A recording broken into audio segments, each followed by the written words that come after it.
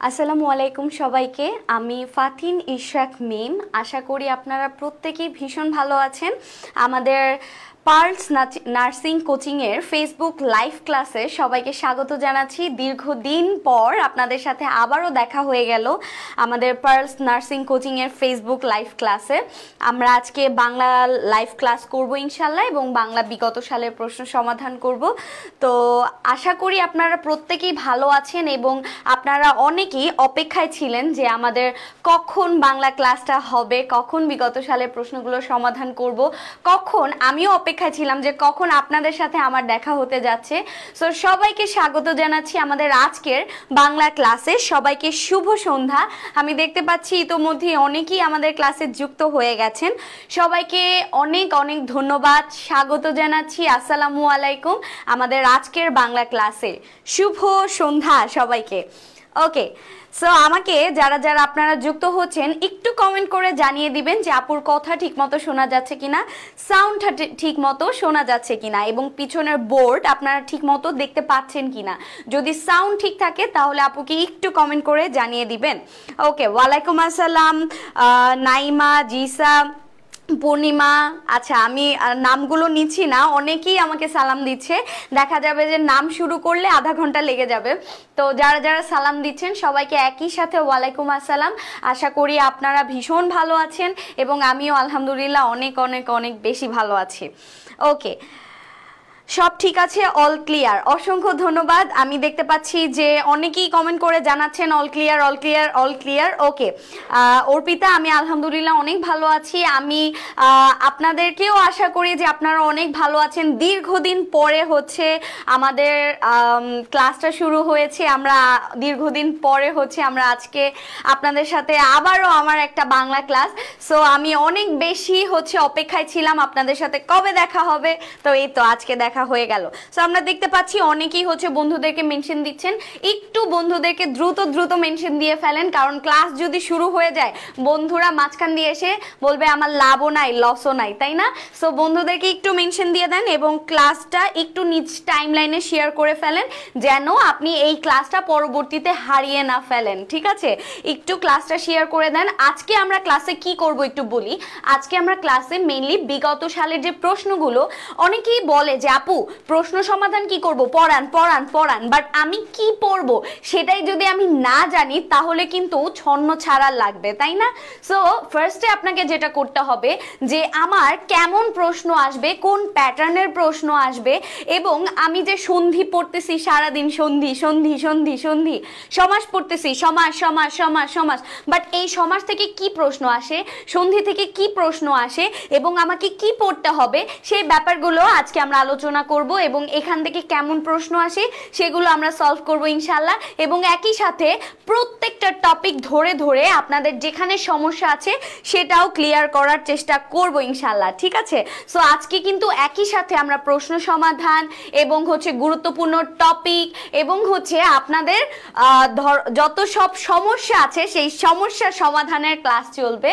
So সবাইকে অসংখ্য ধন্যবাদ আজকের ক্লাসে দ্রুত দ্রুত চলে আসার জন্য। আমি দেখতে পাচ্ছি এই মুহূর্তে অনেক অনেক লক্ষ্মী বাচ্চারা সবাই কানেক্ট হয়ে গেছে।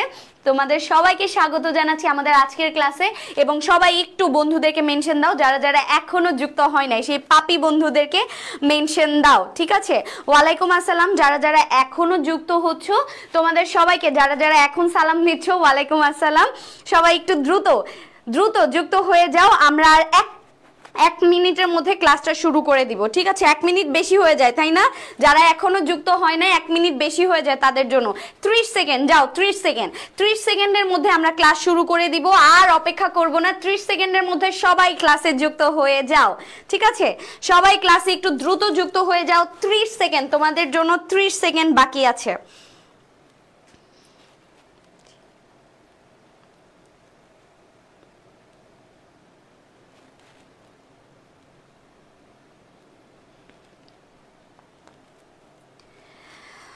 ওকে, সো আমাদের মনে হয় 30 সেকেন্ড চলে গেছে, আমরা আজকের ক্লাসটা শুরু করে দিব। চলো আমরা ক্লাসটা বিসমিল্লাহ বলে শুরু করে দিই। আমাদের আজকের ক্লাসের মুখ্য বিষয়, আমি আবারও রিপিট করছি, আজকের ক্লাসের মুখ্য বিষয় হচ্ছে আমরা বাংলা বিগত সালের প্রশ্ন সমাধান করব এবং সেই সাথে সেই প্রশ্নগুলো যে টপিক থেকে এসেছে সেই টপিকে যদি তোমাদের কোনো সমস্যা থাকে দ্রুত কমেন্ট করবা, কমেন্ট থেকে আমি তোমাদেরকে ইনস্ট্যান্ট বুঝিয়ে দেওয়ার চেষ্টা করব ইনশাআল্লাহ, ঠিক আছে? ওকে, সো চলো আমরা ক্লাসটা শুরু করে দিই। আজকের ক্লাস আমাদের প্রথম, আজকের যে পার্লস নার্সিং কোচিং এর ক্লাস, চলো আমরা আর দেরি না করে শুরু করে দিই, ঠিক আছে? বিসমিল্লাহ। ওকে, সো ফার্স্টে আমাদের যে স্লাইডটা সেটাতে কি আসছে দেখো, সমাজ থেকে বিগত বছরে আসা প্রশ্ন। বিগত বছরে আমাদের সমাজ থেকে 15টা প্রশ্ন আসছে। কয়টা প্রশ্ন আসছে? 15টা প্রশ্ন আসছে সমাজ থেকে আমাদের বিগত বছরে হচ্ছে 15টা প্রশ্ন আসছে। কয়টা প্রশ্ন আসছে? 15টা।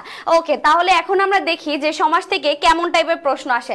তোমরা কল্পনাও করতে পারবা না যে কি পরিমাণে ইজি প্রশ্ন তোমাদের জন্য আসে, ঠিক আছে? তোমরা কল্পনাও করতে পারবা না যে কত টাইপের, কত রকমের ইজি প্রশ্ন তোমাদের জন্য অপেক্ষা করছে। আমরা অনেকেই কঠিন প্রশ্ন সমাধান করি, রাইট? বাট দেখবা যে এখানে আমাদের জন্য সবচেয়ে ইজি প্রশ্নগুলো অপেক্ষা করছে। আমাদের 1 নাম্বার প্রশ্ন কিন্তু হাজির হয়ে গেছে। 1 নাম্বার প্রশ্ন, দ্রুত আমি কমেন্টগুলো দেখতে চাই। 1 নাম্বার প্রশ্ন হচ্ছে দম্পতিতে যে জায়া ও পতি, জায়া পতি মানে কি? ব্যাস বাক্য দিয়ে দিছে তোমাকে। দম্পতি হচ্ছে সমাসের সমস্ত পদ, এটাকে ভাঙলে যে ব্যাস বাক্যটা পাবো সেটা হচ্ছে জায়া ও পতি। জায়া মানে কি? জায়া মানে হচ্ছে ওয়াইফ বা বউ, আর পতি মানে কি? পতি মানে হচ্ছে জামাই, তাই না? ঠিক আছে, জয়া মানে হচ্ছে কি? জয়া মানে হচ্ছে ওয়াইফ বা বউ। জয়া মানে হচ্ছে বউ, এবং পতি মানে কি? পতি মানে হচ্ছে স্বামী বা হচ্ছে জামাই। ওকে, তো দুজন মিলে কি হয়? দুজন মিলে দম্পতি, বা ইংলিশে যেটাকে আমরা কাপল বলি, তাই না? ইংলিশে যেটাকে আমরা কাপল বলি সেটাই হচ্ছে দম্পতি। তাহলে এই দম্পতি কোন সমাস? দম্পতি কোন সমাস? দেখো, দম্পতি কোন সমাস? আমি কিভাবে সমাস আইডেন্টিফাই করব? সমাস আইডেন্টিফাই করব হচ্ছে এটা কোন পদকে প্রাধান্য দিচ্ছে, এটা কোন পদকে প্রাধান্য দিচ্ছে। ওকে, এটা কোন পদকে প্রাধান্য দিচ্ছে? এটা হচ্ছে উভয় পদকে প্রাধান্য দিচ্ছে। বউকেও বলতেছে, দম্পতি বললে আমি বউও বুঝবো, জামাইও বুঝবো, দুইটা একসাথে বুঝবো, তাই না? দুইটা একসাথে বুঝলে, দুইটা পদকে প্রাধান্য দিলে আমরা সেটাকে কি বলতে পারি? দুটো পদকে আমরা যখন প্রাধান্য দিব তখন সেটাকে আমরা কি বলতে পারি? দ্বন্দ্ব সমাস। দ্বন্দ্ব সমাস কি করে বলতো? উভয় পদ প্রাধান্য দেয়, তাহলে রাইট অ্যান্সার কি? রাইট অ্যান্সার হচ্ছে অপশন ডি। রাইট অ্যান্সার হচ্ছে অপশন বি, ঠিক আছে? ওকে, তাহলে আমরা পরের প্রশ্নে যাচ্ছি। ওকে, আমি দেখতে পাচ্ছি এখানে আপনাদের কোনো সমস্যা নাই। ওকে, পরের প্রশ্নে যাচ্ছি।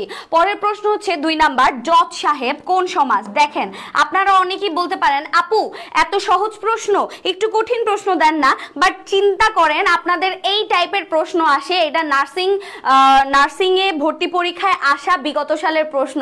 সো আপনাদের জন্য কত সহজ প্রশ্ন অপেক্ষা করতেছে। দেখেন, জজ সাহেবকে যদি আমি ব্যাস বাক্য বানাই তাহলে কি পাবো বলেন তো? যিনি জজ তিনি সাহেব, যিনি জজ তিনি হচ্ছে সাহেব, যিনি জজ তিনি সাহেব। সো দেখেন, কর্মধারয় সমাসের একটা বৈশিষ্ট্য কি জানেন? বৈশিষ্ট্য হচ্ছে নাউন অ্যাডজেক্টিভ থাকবে, অথবা অ্যাডজেক্টিভ প্লাস নাউন থাকবে, অথবা দুইটাই নাউন থাকবে, অথবা দুটোই অ্যাডজেক্টিভ থাকবে। দেখেন এখানে জজ এবং সাহেব দুটোই কি? দুটোই হচ্ছে নাউন। এবং চোখ বন্ধ করে, এটা কোন সমাস? এটা হচ্ছে কর্মধারয় সমাস। এটা কোন সমাস? কর্মধারয় সমাস। আমি জানি আপনারা অনেকেই একদম মুখস্থভাবে হচ্ছে জানেন, আপনারা অনেকেই হচ্ছে মুখস্থভাবে হচ্ছে বলতে পারতেছেন, কিন্তু অনেকেই বুঝে না। তো তাদের জন্য আমাদের ব্যাখ্যা করা, ঠিক আছে? যারা বুঝতে পারতেছে না তাদের জন্য আমাদের ব্যাখ্যা করে দেওয়া। তাহলে রাইট অ্যান্সার কি? রাইট অ্যান্সার হচ্ছে কর্মধারয়। তৎপুরুষ কখন হবে? যখন সমাসের ভেতর ব্যাস বাক্যে বিভক্তি থাকবে, ঠিক আছে? বহুব্রীহি কখন হবে? যখন আমার সমাসে কি বলতেছে সেটা কোনো মানেই নাই, নতুন একটা কিছু অর্থ মিন করবে, তখন সেটা বহুব্রীহি। আর দ্বন্দ্ব মানে কি? দ্বন্দ্ব মানে ঝগড়া, বাট সমাসে দ্বন্দ্ব মানে কি? মিলন, উভয় পদকেই প্রাধান্য দেয়। ওকে, সো আমরা নেক্সট প্রশ্নে যাচ্ছি। নেক্সট প্রশ্ন হচ্ছে 3 নাম্বার প্রশ্ন। 3 নাম্বার প্রশ্ন হচ্ছে আমাদের সমাসের সাহায্যে গঠিত শব্দ কোনটি? সমাসের সাহায্যে গঠিত শব্দ কোনটা? আচ্ছা, এখন আমাকে ফাইন্ড আউট করতে হবে যে এই যে 4টা অপশন, এই 4টা অপশনের মধ্যে সমাস দিয়ে গঠিত কোনটা। দেখেন তো, মানবের এখানে আমি ব্যাস বাক্য খুঁজবো এখন, ঠিক আছে? এখন আমি এখানে ব্যাস বাক্য খুঁজবো যে কোনটার ব্যাস বাক্য হইতে পারে। দেখেন, মানুষ একটা সন্ধি সাধিত শব্দ, ঠিক আছে? সন্ধি, এটাকে যদি আমি ভাঙি মনু প্লাস সঞ পাবো, ঠিক আছে? মানবকে যদি আমি ভাঙি মনু প্লাস সঞ পাবো। বোনাইকে যদি আমি ভাঙি, এটাও ডেফিনেটলি এটা কি বলেন তো? বোন প্লাস আই, তাহলে এটা কি বলেন তো? প্রকৃতি প্রত্যয় সাধিত শব্দ, তাই না? বোনের সাথে আই যোগ করলে বোনাই পাই। চাষি, দেখেন এটাও আবার কি? দেখেন তো, চাষ প্লাস ই, প্রত্যয়, প্রকৃতি প্রত্যয় সাধিত শব্দ, চাষ প্লাস ই। তাহলে দেখেন নদীমাতৃকের একটা সুন্দর ব্যাস বাক্য আছে, নদীমাতৃকের সুন্দর ব্যাস বাক্য আছে, সেটা হচ্ছে নদী মাতা যার, তাকে কি বলে? নদীমাতৃক। তাহলে বলেন তো সমাস নিষ্পন্ন শব্দ এখানে কোনটা? দেখেন, এখানে একমাত্র এই যে ব্যাস বাক্য, এটা ছাড়া অন্য কোনো অপশনের ব্যাস বাক্য নাই, এবং এটা হচ্ছে আমাদের 3 নাম্বার অপশন সি, নদীমাতৃক। এটা হচ্ছে আমাদের একমাত্র এখানে সমাস নিষ্পন্ন শব্দ, এখানের একমাত্র সমাস নিষ্পন্ন শব্দ নদীমাতা যার। ওকে, ভেরি গুড। এবার আমরা চলে যাচ্ছি পরের প্রশ্নে। আমার মনে হয় আপনারা এটা ধরতে পেরেছেন যে কেন এটা নদীমাতৃক হইলো, অন্যগুলো কেন হইলো না, কারণ অন্যগুলোর ব্যাস বাক্য নাই, অন্যগুলো সন্ধি সাধিত অথবা প্রকৃতি প্রত্যয় সাধিত শব্দ। ওকে, সো পরের প্রশ্নে যাচ্ছি। 4 নাম্বার, কোনটি দ্বন্দ্ব সমাসের উদাহরণ? দ্বন্দ্ব মানে কি? যখনই আপনার প্রশ্ন আসবে আগে প্রশ্ন বুঝবেন, ঠিক আছে? আগে প্রশ্ন বুঝবেন, যখনই প্রশ্ন আসবে তখনই কি করবেন? আগে প্রশ্ন বুঝবেন, তারপর অপশনের দিকে তাকাবেন, ঠিক আছে? আমরা আগে অপশন দেখি, আগে যদি অপশন দেখেন তাহলে কিন্তু একটা মারা খাবেন। দ্বন্দ্ব সমাসের উদাহরণ কোনটা? দ্বন্দ্ব মানে কি? দেখেন তো, দ্বন্দ্ব মানে হচ্ছে উভয় পদকে প্রাধান্য দিবে, তাই না? উভয় পদকে প্রাধান্য দিবে। এবার আপনি এই অপশন দেখেন হাত ঘড়ি বললে কি হাতকে প্রাধান্য দেয় নাকি ঘড়িকে প্রাধান্য দেয়? হাত ঘড়ি মূলত ঘড়িকে বুঝাচ্ছে, ঘড়িকে বুঝাচ্ছে। তাহলে যেহেতু উভয় পদকে প্রাধান্য দেয় নাই, তাহলে এটা দ্বন্দ্ব সমাস না। ওকে, এরপরে দেখেন বিষাদ সিন্ধুতে কি হচ্ছে? দেখেন তো, বিষাদ মানে মন খারাপ, বিষাদ মানে কি? মন খারাপ, উদাস লাগা, এবং এই মন খারাপ হচ্ছে কি ধরা যায়, ছোঁয়া যায় না, তার মানে এটা হচ্ছে কল্পনা। এটা কি? এটা হচ্ছে কল্পনা। আর সিন্ধু মানে কি? সমুদ্র দেখা যায়, ধরা যায়, তাহলে এটা হচ্ছে বাস্তব। এবং আমরা জানি যে কল্পনা আর বাস্তব, ঠিক আছে? এটা যারা জানেন না তারা তাড়াতাড়ি নোট করে রাখেন। আপনাদের আজকের ক্লাসের সামনে হচ্ছে খাতা কলম নিয়ে বসেন, নোট করেন কল্পনা এবং বাস্তব, ঠিক আছে? দেখেন, কল্পনা যোগ বাস্তব মানে কি বলেন তো? রূপক কর্মধারয়। কল্পনার সাথে বাস্তবের মিল থাকলেই সেটা কি? রূপক কর্মধারয়, ঠিক আছে? রূপক কর্মধারয়। ওকে, বিলাত ফেরত মানে বিলাত থেকে আসছে। কিন্তু দ্বন্দ্ব সমাস মানে কি? দ্বন্দ্ব সমাস মানে দুইটাকে আমি প্রাধান্য দিব। দেখেন, মায়ে ঝিয়ে, মাকেও প্রাধান্য দিচ্ছি, ঝিকেও প্রাধান্য দিচ্ছি। ঝি মানে এখানে মেয়ে বোঝাচ্ছে, মায়ে ঝিয়ে। এখন অনেকে বলতেছে না আপু এখানে তো একার আছে, একার থাকলে কি হয়েছে ভাই? মায়ে ঝিয়ে দুইজনকে প্রাধান্য দিচ্ছে, ডেফিনেটলি এটা দ্বন্দ্ব সমাস। যদি এখানে বিভক্তি লোপ না পায়, ঠিক আছে? এখানে যদি বিভক্তি লোপ না পায় তাহলে এটা কি সমাস হবে? তাহলে এটা অলুক দ্বন্দ্ব সমাস হবে। কি সমাস হবে? অলুক দ্বন্দ্ব সমাস। কি সমাস হবে? অলুক দ্বন্দ্ব সমাস। যদি বিভক্তি লোপ না পায় তাহলে সেটাকে আমরা কি বলবো? অলুক দ্বন্দ্ব সমাস বলবো। কি বলবো? অলুক দ্বন্দ্ব সমাস। তাহলে আমাদের রাইট অ্যান্সার কি? এখানে দ্বন্দ্ব সমাস কোনটা? ডেফিনেটলি অপশন বি, মায়ে ঝিয়ে। এখানে যে একার বিভক্তি আছে, একার, এটা কি বলেন তো? এটা হচ্ছে সপ্তমী বিভক্তি, তাই না? সপ্তমী বিভক্তি যায় নাই, তো বিভক্তি লোপ না পাইলে সেটাকে আমরা কি বলি? অলুক দ্বন্দ্ব সমাস বলি, অলুক দ্বন্দ্ব সমাস, ঠিক আছে? Very very good. আমরা চলে যাচ্ছি পরের প্রশ্নে। অলমোস্ট 2 261 মানে 260 ক্রস করে ফেলেছে আমাদের আজকের ক্লাসের স্টুডেন্ট সংখ্যা। আলহামদুলিল্লাহ, আপনাদের সবাইকে অসংখ্য ধন্যবাদ এবং শেষ পর্যন্ত আমি এই স্টুডেন্টগুলোকে চাই। ওকে, সো আমাদের নেক্সট স্লাইডে আমরা একটা সুন্দর বই দেখতে পাচ্ছি, সেটা হচ্ছে পার্লস মাস্টারমাইন্ড। আপনারা যারা হচ্ছে শুধুমাত্র ভর্তি কোচিং না করে আপনারা একটা সহায়িকা গ্রন্থও চান, যে বইটা পড়বেন আর হচ্ছে কোচিংয়ে ক্লাস করবেন, তাহলে সেই বইটা কিন্তু আপনাদের জন্য পার্লস মাস্টারমাইন্ড। ওকে, এরপর আমরা চলে যাচ্ছি ব্যাকরণ প্রকরণ থেকে বিগত বছরে আসা কয়টা প্রশ্ন ছিল? 10টা প্রশ্ন। দেখেন ব্যাকরণ থেকে আমাদের কি টাইপের প্রশ্ন আসবে। অনেকেই খাতা কলম নিয়ে বয়। হ্যাঁ, লাবণ্য যেহেতু বসছে, দ্রুত খাতা কলম নিয়ে বয়। ওকে, আপনারা সবাই খাতা কলম নিয়ে বসেন। 270 ক্রস করে ফেলেছে আজকের ক্লাসের সংখ্যা। আলহামদুলিল্লাহ, সবাইকে দ্রুত খাতা কলম নিয়ে বসতে বলতেছি। অলরেডি কিন্তু আমরা 4টা প্রশ্ন সলভ করে ফেলেছি। আপনারা যারা খাতা কলম নিচ্ছেন না, ব্যাখ্যাগুলো লিখছেন না, তাদের জন্য কিন্তু একটি উন্নত মানের বাস অপেক্ষা করতেছে। ঠিক আছে, আপনারা বুঝেন। যারা খাতা কলম নিচ্ছেন না তারা মনোযোগ দিয়ে বুঝেন, বুঝলেও হবে। ঠিক আছে, ওকে। আমি দেখতে পাচ্ছি সমানে আপনারা বন্ধুদের মেনশন দিচ্ছেন। বন্ধুরা আসলে আসুক, না আসলে না আসুক, সবাই দ্রুত মনোযোগ দিয়ে ক্লাস করেন। গঠন অনুসারে বাক্য কত প্রকার? খুবই ইজি প্রশ্ন আসছে। গঠন অনুসারে বাক্য কত প্রকার? এই যে পাপি পেয়ে গেছি, পাপি অলরেডি পেয়ে গেছি, নোট করতেছি। অর্পিতা অসংখ্য ধন্যবাদ। পাপি পেয়ে গেছি। গঠন অনুসারে বাক্য হচ্ছে কত প্রকার? বাক্য কত প্রকার? বাক্য নাকি গঠন অনুসারে 5 প্রকার। কে বলছে এই পাপি? আপনারাও খুঁজে বের করেন এই পাপি কোনটা, এই পাপি কোনটা। গঠন অনুসারে বাক্য বলছে। আচ্ছা, আপনাদের একটা টুইস্ট এনে দিই। গঠন অনুসারে যদি বলে শব্দ কত প্রকার, গঠন অনুসারে শব্দ কত প্রকার, তাহলে কি হবে বলেন? একটা টুইস্ট এনে দিলাম। আগে এটার উত্তর দেন, আগে সবাই এটার উত্তর দেন। গঠন অনুসারে শব্দ কত প্রকার? শব্দ কত প্রকার? গঠন অনুসারে শব্দ কত প্রকার? দ্রুত উত্তর দেন, আমি একটু কমেন্টগুলো পড়বো। গঠন অনুসারে শব্দ কত প্রকার? দ্রুত উত্তর দেন। গঠন অনুসারে শব্দ কত প্রকার? শব্দ কত প্রকার? গঠন অনুসারে শব্দ কত প্রকার? আচ্ছা, আমি আগে শব্দেরটা জানতে চাচ্ছি, তারপরে বাক্যেরটা নিব। পাপির দল সবাই খাতা কলম নিয়ে বসো। এক্স্যাক্টলি। আচ্ছা, গঠন অনুসারে শব্দ হচ্ছে 2 প্রকার। ঠিক আছে, গঠন অনুসারে শব্দ হচ্ছে 2 প্রকার। একটা কি বলেন তো? একটা হচ্ছে মৌলিক শব্দ। মৌলিক শব্দ যেই শব্দগুলোকে আমি আর ভাঙতে পারবো না, বিশ্লেষণ করতে পারবো না, সেগুলো হচ্ছে মৌলিক শব্দ। যেমন কি বলেন তো? কলম। যেমন কি? গোলাপ। আপনারা সবাই সোজাগুলা জানেন, আমি একটু বাঁকাগুলা লিখলাম এর জন্য। ঠিক আছে, কলম, গোলাপ। আর মৌলিক বাদে আর কি আছে বলেন তো? সাধিত শব্দ। মৌলিক আর হচ্ছে সাধিত। সো এই 2 প্রকার হচ্ছে গঠন অনুসারে শব্দ। শব্দ হচ্ছে 2 প্রকার। Very good. তাহলে এখন আমাকে বলেন গঠন অনুসারে বাক্য কত প্রকার? গঠন অনুসারে বাক্য কত প্রকার? বাক্যটা ঠিক কেমন সেটার উপর ডিপেন্ড করতেছে বাক্যের গঠন। তাহলে কত প্রকার বলেন তো? 3। আমাকে কে কমেন্ট করে জানাতে পারবে যে এই 3 প্রকার কি কি? দ্রুত কমেন্ট করেন, দ্রুত কমেন্ট করেন আপনারা সবাই। আরেক পাপি পাইছি, আবারও একজন বলছে 5 প্রকার। আস্তাগফিরুল্লাহ।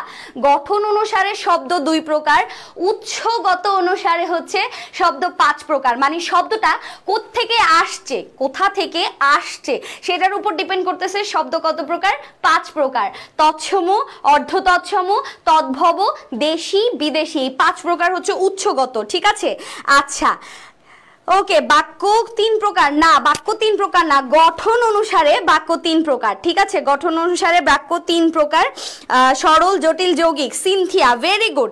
Cynthia, very good. ওকে, তাহলে আমাদের বাক্য কত প্রকার? 3 প্রকার। বাক্য কত প্রকার?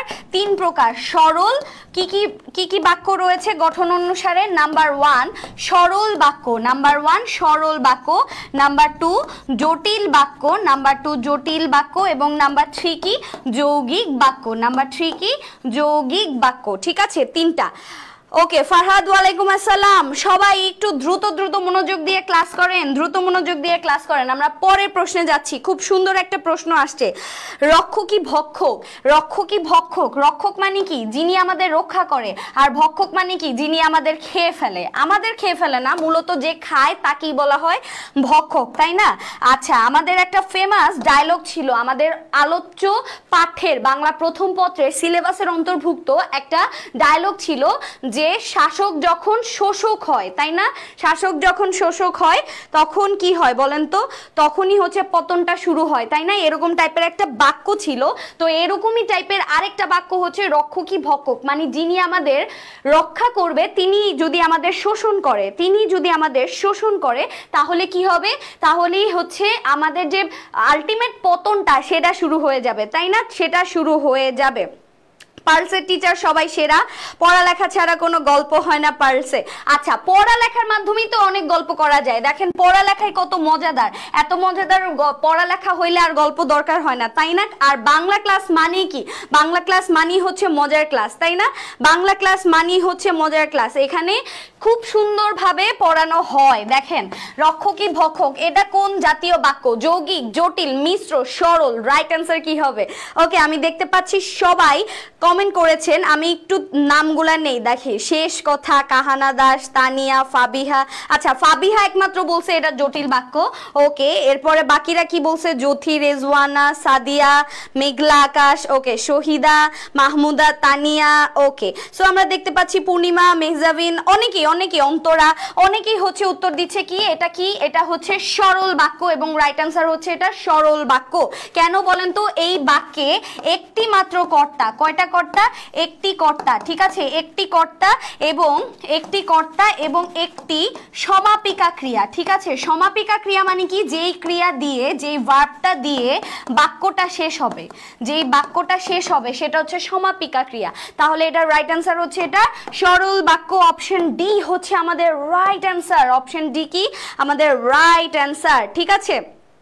ওকে আপু, আমার চোখ সরে না আপনার উপর দিয়ে। আচ্ছা, চোখ সরানো লাগবে না, চোখটা খুলে পানি দিয়ে ধুয়ে নিয়ে আসেন এখানে, কারণ বোর্ডের দিকে তাকানো লাগবে, প্রশ্নের উত্তর দেয়া লাগবে, ঠিক আছে? কারণ পরীক্ষার হলে আমি আসবো না, পরীক্ষার হলে প্রশ্ন আসবে, ঠিক আছে?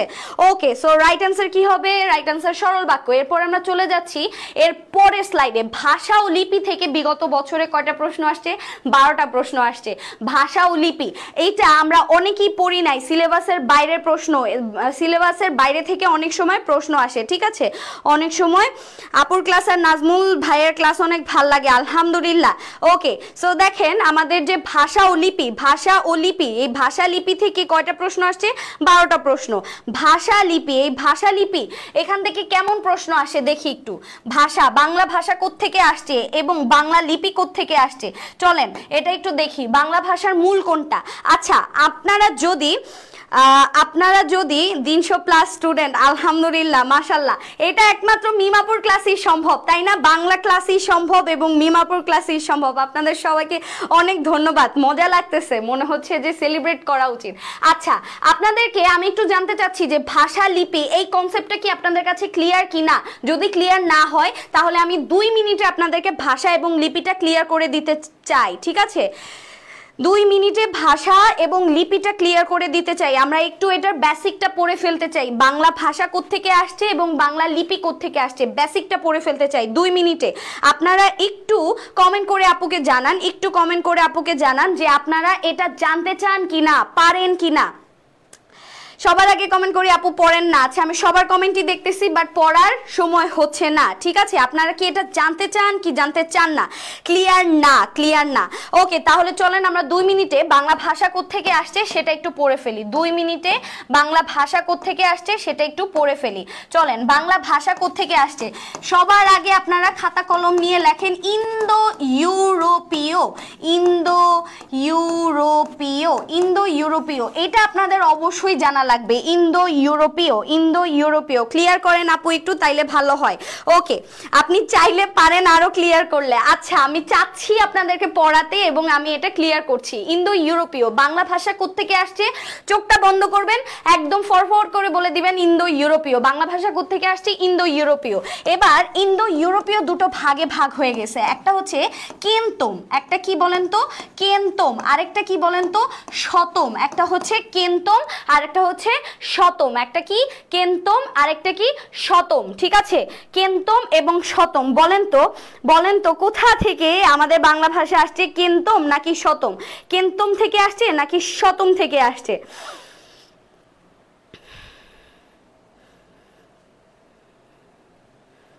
কেন্তম নাকি শতম, কেন্তম নাকি শতম, বাংলা ভাষা কোত্থেকে আসছে?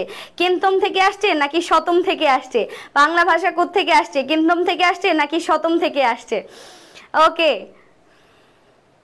কেন্তম থেকে আসছে নাকি শতম থেকে আসছে?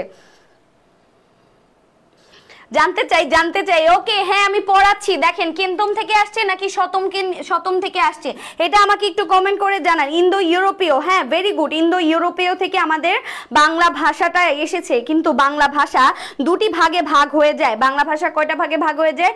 দুটি ভাগে ভাগ হয়ে যায়, ঠিক আছে। কেন্তমকে নিয়ে আমাদের কোনো কাজ নাই, কেন্তমকে নিয়ে আমাদের কোনো কাজ নাই। আমাদের কাজ হচ্ছে শতমকে নিয়ে, আমাদের কাজ হচ্ছে কাকে নিয়ে? শতমকে নিয়ে, ঠিক আছে। শতম থেকে আমাদের বাংলা ভাষা আসছে। ওকে, এবার শতম থেকে অনেক ভাগ হয়, অনেক ভাগ, কিন্তু আমরা এত ভাগ পড়বো না। ডিরেক্ট একটা লাফ দিয়ে চলে যান হচ্ছে প্রাকৃত। কোথায় চলে যাব? একটা লাফ দিয়ে প্রাকৃত। কেন? কারণ মাঝখানের যে স্টেপগুলো, এগুলো শুধু আমাদের মাথা নষ্ট করে, এখান থেকে প্রশ্ন আসে না। আমরা চলে যাচ্ছি প্রাকৃত।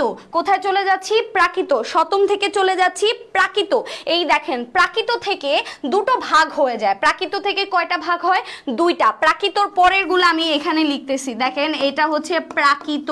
প্রাকৃত থেকে দুটো ভাগ হয়ে যায়, একটা হচ্ছে মাগধী প্রাকৃত, মাগধী প্রাকৃত, এবং নাম্বার 2 হচ্ছে গৌড়ীয় প্রাকৃত। নাম্বার 2 কি?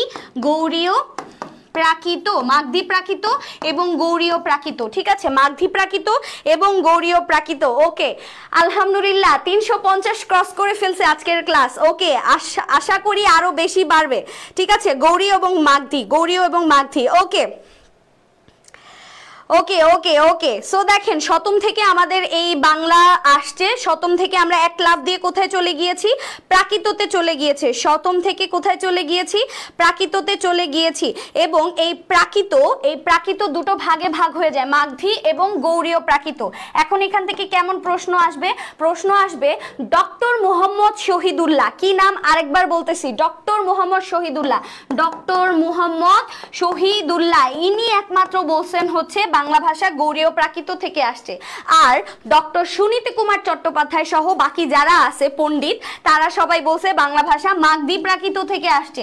সো অধিকাংশই যেহেতু বলতেছে ও মাগধী প্রাকৃত থেকে আসছে, সো আমরা বলছি ঠিক আছে, দেখেন আপনারা যা ভালো মনে করেন। সো আমরা এটাকেই মেনে নিচ্ছি যে বাংলা ভাষা মাগধী প্রাকৃত থেকে আসছে। কিন্তু ভর্তি পরীক্ষায় প্রশ্ন আসে ওই যে একটা প্রশ্ন, যেটা হচ্ছে এক্সেপশনাল, সেখান থেকে প্রশ্ন আসে যে ডক্টর মোহাম্মদ শহীদুল্লাহর মতে বাংলা ভাষা কোত্থেকে আসছে। তখন রাইট অ্যান্সার কি? ইন্দো ইউরোপীয় হবে। আপনি তো পড়ছেন বাংলা ভাষা ইন্দো ইউরোপীয় থেকে আসছে, কিন্তু রাইট অ্যান্সার হবে গৌড়ীয় প্রাকৃত। ডক্টর মোহাম্মদ শহীদুল্লাহর মতে বাংলা ভাষা আসছে গৌড়ীয় প্রাকৃত থেকে। এবং যদি প্রশ্ন আসে সুনীতি কুমার চট্টোপাধ্যায়ের মতে বাংলা ভাষা কোত্থেকে আসছে? মাগধী প্রাকৃত থেকে। ওকে, ঠিক আছে, ফাইন। এবার দেখেন, মাগধী প্রাকৃত মুছে দিচ্ছি কারণ আমার স্পেস লাগবে। গৌড়ীয় প্রাকৃত থেকে আমাদের বাংলা ভাষা কোথায় চলে গেল? বঙ্গ কামরূপীতে চলে গেল। কোথায় চলে গেল? বঙ্গ কামরূপী। এই বঙ্গ কামরূপী থেকে যে শাখাগুলো আসছে সেটা হচ্ছে অহমিয়া। অহমিয়া হচ্ছে আসাম রাজ্যের ভাষা। অহমিয়া কোন রাজ্যের ভাষা? আসাম রাজ্যের ভাষা। তারপরে হচ্ছে উড়িয়া, ঠিক আছে। উড়িয়া কোন রাজ্যের ভাষা? উড়িয়া হচ্ছে উড়িষ্যা রাজ্যের ভাষা। এবং আরেকটা ভাষা এই যে যাকে আমরা খুঁজতে এত দূর আসছি, বাংলা, ঠিক আছে। বঙ্গ কামরূপী থেকে 3টা ভাষা আসে, অহমিয়া, উড়িয়া এবং বাংলা। এই যে বাংলাকে পেয়ে গিয়েছি, ঠিক আছে। বাংলা নিয়ে আপনার ফিউচার প্ল্যান কি? আমার ফিউচার প্ল্যান হচ্ছে আকাশ ছোঁয়ার, দেখা যাক কত দূর আগাইতে পারি, ঠিক আছে। বাংলা নিয়ে ফিউচার প্ল্যান হচ্ছে আপনাদের সাথে বাংলা নিয়ে কানেক্টেড থাকবো এবং আর কি করব দেখা যাক। ওকে, বেস্ট লাগতেছে ক্লাসটা, আলহামদুলিল্লাহ। ওকে, তাহলে দেখেন এখন আপনারা কি বুঝতে পারছেন নাকি? 1 মিনিটে পড়ে ফেলছি ইন্দো ইউরোপীয় থেকে বাংলা ভাষা আসছে, শেষ। এরপরে একটা লাভ দিবেন, কেন্তম শতম থেকে বাংলা ভাষা আসছে, শেষ। শতম থেকে অনেকগুলো স্টেপ আছে, আমরা কিচ্ছু পড়বো না কারণ ওগুলো পরীক্ষায় আসে না। চলে যাচ্ছি প্রাকৃত কয়টা ভাগে ভাগ হয়েছে? 2টা। একটা হচ্ছে গৌড়ীয় প্রাকৃত, একটা হচ্ছে মাগধী প্রাকৃত। সবাই বলছে মাগধী প্রাকৃত, একমাত্র একটা লোক বলছে গৌড়ীয় প্রাকৃত থেকে বাংলা বাংলা ভাষার উৎপত্তি, তাহলে ওই লোকটার নাম কি? ডক্টর মোহাম্মদ শহীদুল্লাহ। ঢাকা বিশ্ববিদ্যালয়ের কার্জন হলের পাশে, শহীদুল্লাহ হলের পাশে কিন্তু ওনার কবর রয়েছে, ঠিক আছে? এটাও প্রশ্ন আসে। ওকে, তারপরে কোথায় চলে যাচ্ছি? মাগধী প্রাকৃত থেকে আমরা কোথায় চলে যাচ্ছি? বঙ্গ কামরূপী। এখান থেকে 3টা ভাষা আসছে, সেটা কি কি? উড়িয়া, উড়িষ্যা রাজ্যের ভাষা, অহমিয়া, আসাম রাজ্যের ভাষা, এবং বাংলা। এই যে বাংলাকে পেয়ে গিয়েছি, মাশাআল্লাহ আপনার ক্লাস অসাধারণ, বাংলা ভাষার এই ছকটা পড়তে ভালো লাগে। ওকে, এবার বলেন আপনারা কি বুঝতে পারছেন? এবার বলেন আপনারা কি এই ভাষার ছকটা বুঝতে পেরেছেন? ভাষার ছকটা কি বুঝতে পেরেছেন? দ্রুত কমেন্ট করে জানান, দ্রুত কমেন্ট করে জানান, ঠিক আছে? ওকে, এরপরে আমরা চলে যাচ্ছি বাংলা লিপি। বাংলা লিপি কোত্থেকে আসছে? চলে যাচ্ছি ভারতীয় লিপিতে ডিরেক্ট। বাংলা লিপি কোথা থেকে আসছে? ভারতীয় লিপি। ভারতীয় লিপি দুটো ভাগে ভাগ হয়ে যায়, দুটো ভাগে ভাগ হয়ে যায়। ভারতীয় লিপি দুটো ভাগে ভাগ হয়ে যায়, দুটো ভাগে। একটা হচ্ছে ব্রাহ্মী লিপি, একটা হচ্ছে কি? ব্রাহ্মী। এটাকে ক্ষীয় মনে করেন না, এটা কিন্তু হ সংযুক্ত ম, ব্রাহ্মী লিপি, ব্রাহ্মী লিপি। আর নাম্বার 2 হচ্ছে খরষ্ঠী লিপি। নাম্বার 2 কি? খরষ্ঠী লিপি। নাম্বার 2 হচ্ছে খরষ্ঠী লিপি, ব্রাহ্মী লিপি এবং খরষ্ঠী লিপি। বুঝতে পারছি, বুঝতে পারছি জি আপু, ক্লিয়ার। আপনার মতো ম্যাম বুঝালে কে বুঝবেন না বলেন? ওরে পামরে। আচ্ছা, ওকে, আপনাদের সবাইকে অসংখ্য ধন্যবাদ, বুঝতে পারছেন। ওকে, আপনারা যে বুঝতে পারছেন এটাই অনেক বেশি, এটাই অনেক বেশি। ওকে, চলেন আমরা চলে যাচ্ছি লিপিতে। লিপি হচ্ছে কি? ভারতীয় লিপি। ভারতীয় লিপি থেকে বাংলা লিপি আসছে। ওকে, এবার এখন আমরা দেখব ব্রাহ্মী লিপি এবং খরষ্ঠী লিপি। ব্রাহ্মী লিপি কি দিয়ে লিখছি দেখেন তো? ব দিয়ে লিখছি, তাই না? ব্রাহ্মী লিপিটা কি দিয়ে লিখছি? ব দিয়ে লিখছি। তাহলে বতে ব্রাহ্মী, বতে হচ্ছে বাংলা, ঠিক আছে? তাহলে বাংলা ভাষা, সরি বাংলা লিপি। লিপি মানে কি? লিপি মানে হচ্ছে খাতায় যেটা লিখি, লেখার যে অক্ষর, এই লেখাগুলো হচ্ছে লিপি, ঠিক আছে? আর ভাষা কি? ভাষা হচ্ছে আমরা মুখ দিয়ে যেটা বলি। আমি যখন মুখ দিয়ে বলবো এটা ভাষা, আমি যখন খাতায় লিখবো ওই লেখাগুলো হচ্ছে লিপি, ঠিক আছে? লেখাগুলো হচ্ছে লিপি। ওকে, তাহলে বাংলা যে লিখি আমরা, বাংলা যে লিখি, এই লেখাটা কোত্থেকে আসছে? ভারতীয়। ভারতীয় দুটি ভাগে ভাগ হয়ে গেছে, ব্রাহ্মী লিপি, খরষ্ঠী লিপি। ব্রাহ্মী ব দিয়ে বাংলা, বাংলা কোথা থেকে আসছে? ব্রাহ্মী লিপি। আচ্ছা, ব্রাহ্মী লিপি কিভাবে লেখে? আবারও আসতেছে ব, এটা বাম থেকে ডানে লেখে। ব্রাহ্মী লিপি কোথা থেকে লেখে? বাম থেকে ডানে। একটু খেয়াল করেন তো, খাতা, একটু খেয়াল করেন তো, খাতা, খাতার আমরা কোন সাইড থেকে কোন সাইডে লিখি? মনে করেন এটা একটা খাতা, কোথা থেকে লিখি আমরা? কোথা থেকে লিখি? খাতার বাম সাইড থেকে আমরা ডান সাইডে লিখি, বাম সাইড থেকে ডান সাইডে। তাহলে এটা কোনটা আমরা ফলো করি বলেন তো? ব্রাহ্মী লিপি ফলো করি। খরষ্ঠী লিপি ঠিক তার উল্টা, তাহলে কি হবে বলেন তো? ডান থেকে বামে যায়, ডান থেকে বামে যায়। আর ব্রাহ্মী লিপি বাম থেকে লিখে ডানে যায়। ওকে, আচ্ছা, এবার আমরা ব্রাহ্মী লিপি পড়বো। ব্রাহ্মী লিপি এবার কিভাবে আসছে? এবার আমরা একটা মানচিত্র কল্পনা করি। মানচিত্রের এই সাইড কি? পূর্ব। আচ্ছা, তাহলে এটা পূর্বী লিপি। মাঝখানটা কি? মধ্য। এই সাইডে কি? তাহলে পশ্চিম। তাহলে এটা হচ্ছে পশ্চিমা লিপি, পশ্চিমা লিপি। মধ্য ভারতীয় লিপি, মধ্য ভারতীয় লিপি, মধ্য ভারতীয় লিপি।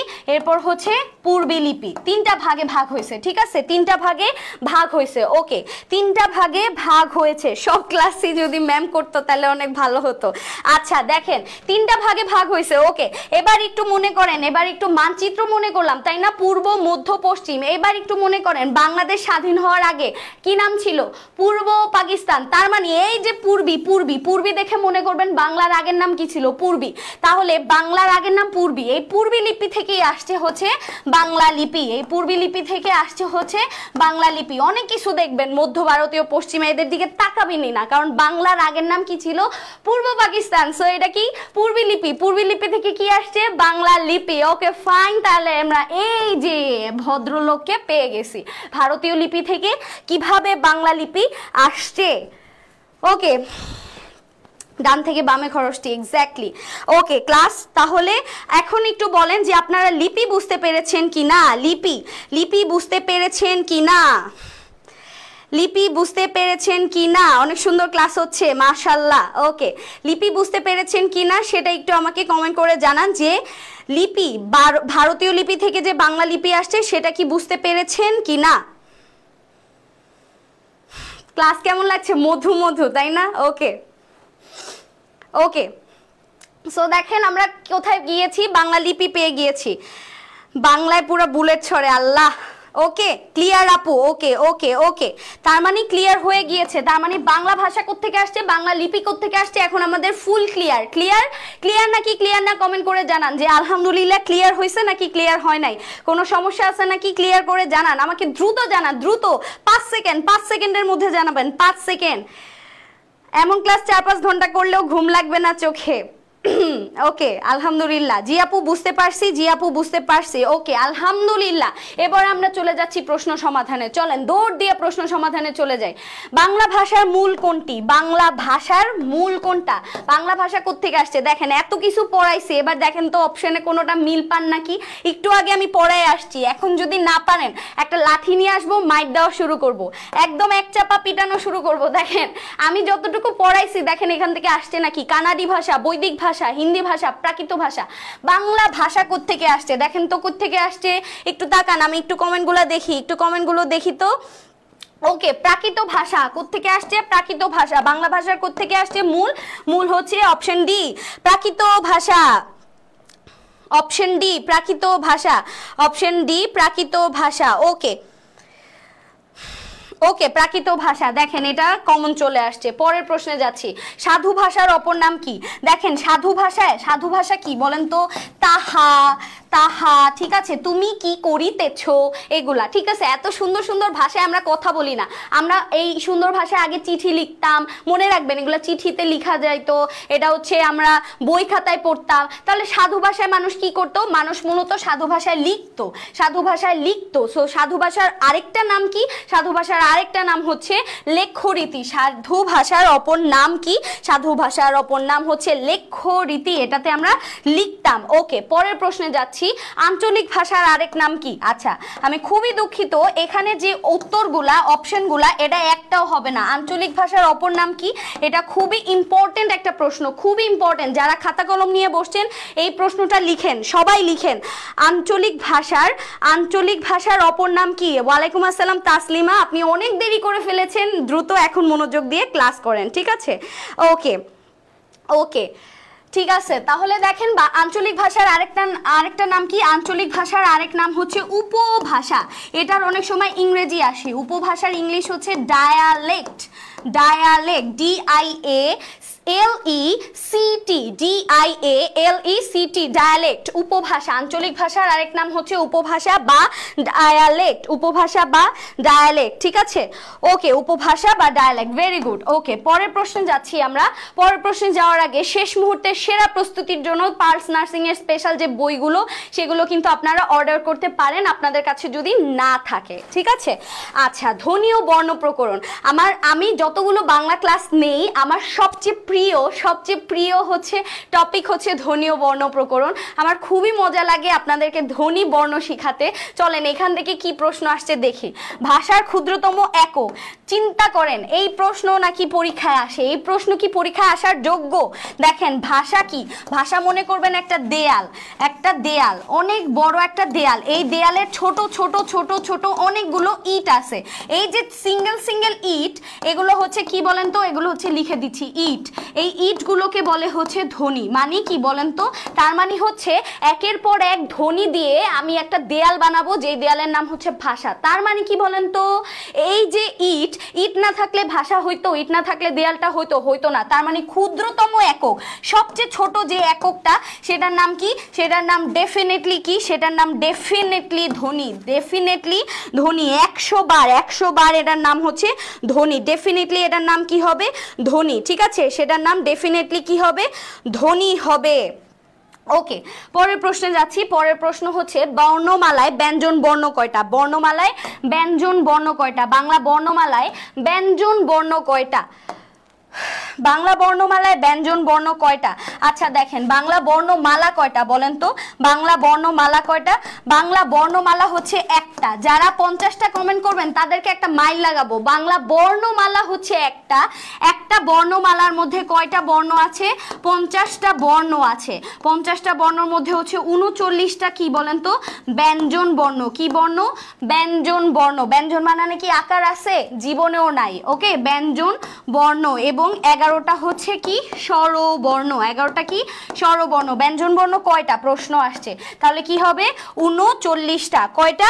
39টা। ওকে, ঠিক আছে। এবারে আমরা চলে যাচ্ছি 13 নাম্বার প্রশ্নে। 13 নাম্বার প্রশ্ন কি? ভাষার ক্ষুদ্রতম উপাদান। উপাদান একক যা মন চায় তাই আসুক, রাইট আনসার হচ্ছে ধ্বনি। ঠিক আছে, রাইট আনসার কি?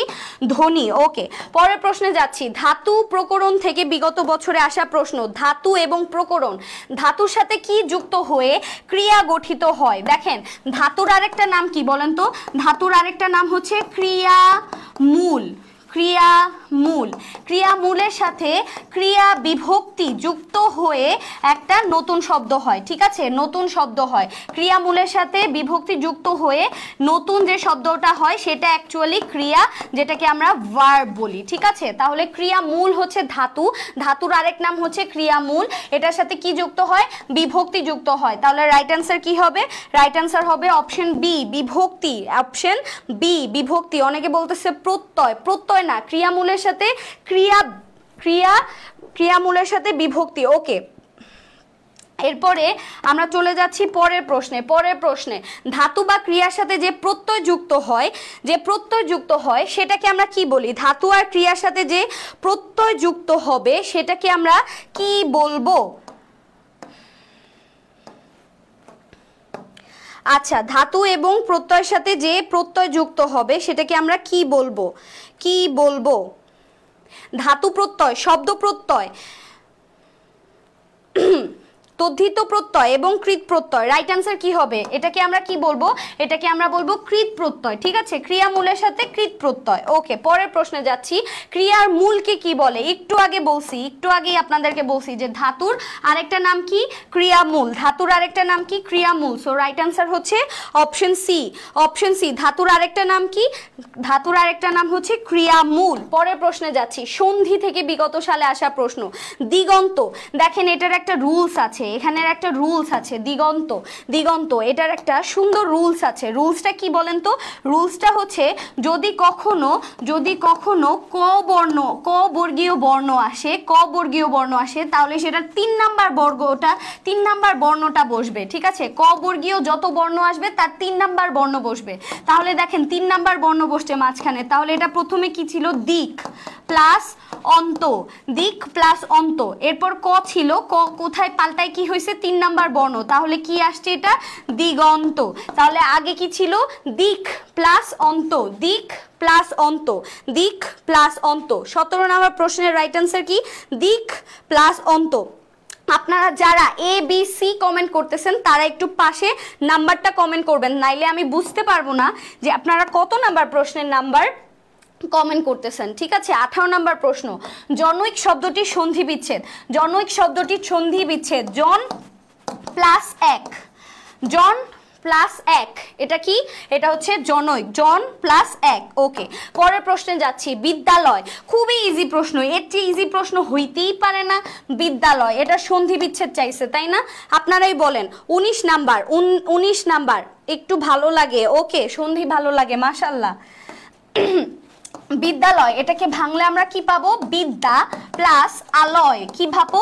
বিদ্যা প্লাস আলয়। বিদ্যা প্লাস আলয়। রাইট আনসার হচ্ছে অপশন বি। রাইট আনসার কি? Option B. 18 রাইট আনসার কি? Option B. 18 রাইট আনসার কি? Option B. এরপরে আমরা চলে যাচ্ছি পরের প্রশ্নে। 20 নাম্বার। স্বাগত এর ঠিক সন্ধি বিচ্ছেদ কোনটা? স্বাগত এর সঠিক সন্ধি বিচ্ছেদ স্বাগত। সু প্লাস আগত। সু প্লাস আগত, এটাকে আমরা বলি স্বাগত। সু প্লাস আগত। রাইট আনসার কি? Option B. কি রে, অনেকক্ষণ ধরে সবগুলাই অপশন বি হইতেছে। 20 নাম্বারের রাইট আনসার হচ্ছে অপশন বি। 21-এ চলে যাচ্ছি। শব্দের শ্রেণী বিভাগ থেকে বিগত বছরে আসা প্রশ্ন। 21 দেখেন, শব্দের শ্রেণী বিভাগ কোনটা? দেশি শব্দ। দেশি শব্দ হচ্ছে আমাদের যে উপজাতিরা ছিল, ঠিক আছে, অধিবাসীরা ছিল, তারা হচ্ছে আমাদের বাংলা ভাষায় যেসব শব্দের প্রচলন করে গেছে সেগুলোকে আমরা বলি দেশি শব্দ, ঠিক আছে? যেমন হচ্ছে ডাব, চুলা, ডিঙা, খোকা, খুকি, ঠিক আছে? তারপর হচ্ছে গঞ্জ, গঞ্জ, টোপর, ঠিক আছে? এগুলো সবই হচ্ছে কুলা, তারপর ঢেলা, তারপর হচ্ছে কোচ, তারপর হচ্ছে পুটি, এগুলো সবগুলোই হচ্ছে দেশি শব্দ। তার মানে দেশি শব্দ এখানে কোনটা আছে? দেশি শব্দ হচ্ছে এখানে খোকা। টেবিল তো ইংরেজি শব্দ আপনারা জানেন। লুঙ্গি, ফুঙ্গি, প্যাগোটা এগুলো হচ্ছে বার্মিজ শব্দ। কলম কোথাকার শব্দ? কলম আরবি শব্দ। তাহলে রাইট অ্যান্সার হচ্ছে খোকা। রাইট অ্যান্সার কি? খোকা। 21 নম্বরের রাইট অ্যান্সার কি? খোকা। ওকে, এরপরের প্রশ্নে যাচ্ছি। রিক্সা কোন ভাষার শব্দ?